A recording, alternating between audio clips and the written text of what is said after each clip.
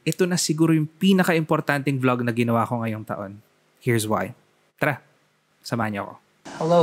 So, nakaset up ako ng mga ilaw ngayon para mas presentable yung itsura ko on camera. It's because I have an important meeting in a bit.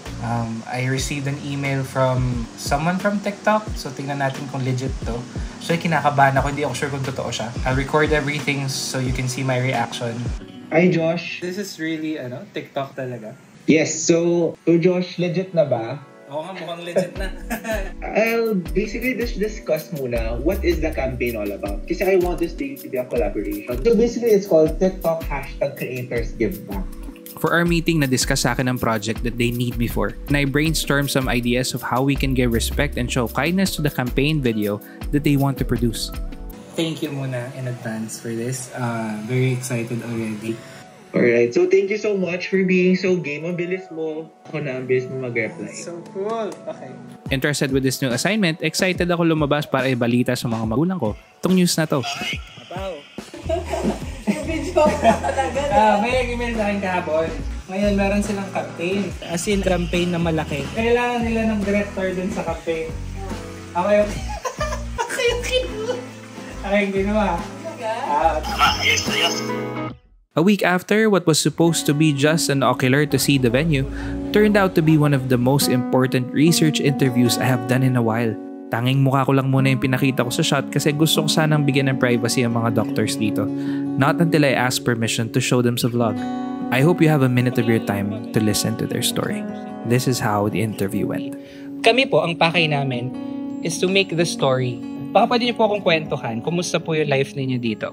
You are talking to the palliative care team. Kami ay mga doctors dito, social worker, ang ating mga nurses, we specialize in palliative care. So yung palliative care naman, caters to patients na may chronic illness like cancer, yung mga may sakit sa puso na end-stage, life-limiting illnesses. So what we do is psychosocial support. Also, kinakausap namin yung parents kung ano yung tungkol sa sakit nila, gano'n na lang itatagal ang buhay ng mga pasyente. Yung chances of them moving forward sa adult life, low chances na po. Life. Kaya siya life-limiting illness. We don't know the time, but we know that the life is limited. Pero siguro to add, Sure. tama yung question mo, they have shorter lifespan compared to a normal. So, meron tayong mga patients na tumatagal, when we see them, tumatagal na lang sila ng 3 months, 3 weeks. So, doon natin sila tinutulungan kung paano magiging comfortable ng maayos, magiging comfortable yung remaining days nila. Yung sabi nga ni Dr. Ray, yung paano mabuhay ng buhay. And they mostly live their lives here po sa ward. Hindi po sila lumalabas. We advocate for home care, pero dahil sa limitations ng resources, then most of our patients would prefer na nandito sa kanto. Sa Easier access sa mga doctors po, tama? Tsaka sa mga medicines. Kasi sometimes hindi sila makabili ng mga gamot. Simple morphine, kunwari na 40 pesos lang, hindi nila yun mabili. Kaya they would prefer to stay here kasi pag nandito, at least pwede nating ibigay with the help of our social libre. Yan ang kaya nagiging libre sa tulong ng ating mga donors na kinokontak ng ating mga social worker.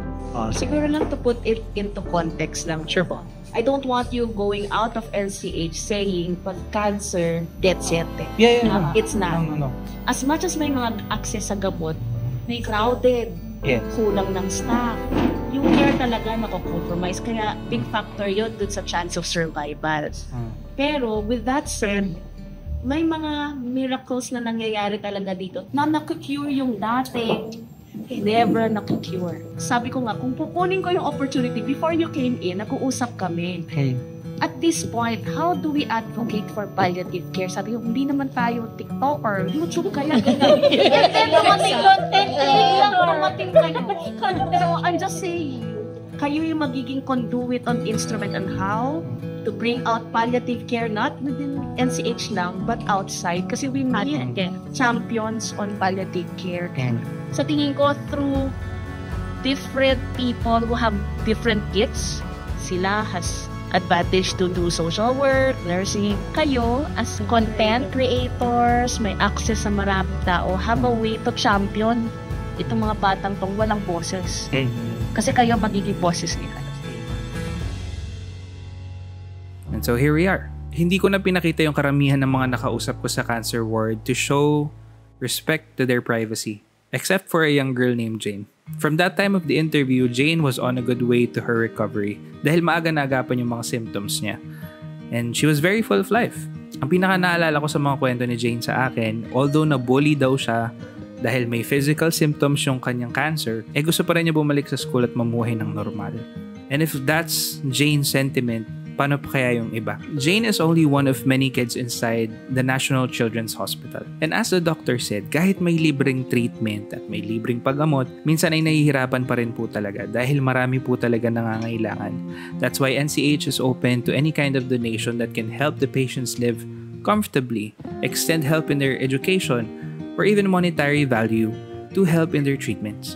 With that said, although TikTok has already pushed their campaign for this charity, I would still like to invite you to donate to the National Children's Hospital. And if you feel like wala ka mamaabot, you can share this video to any of your friends or to anyone really who might be interested, because raising awareness for the palliative care is already a big help.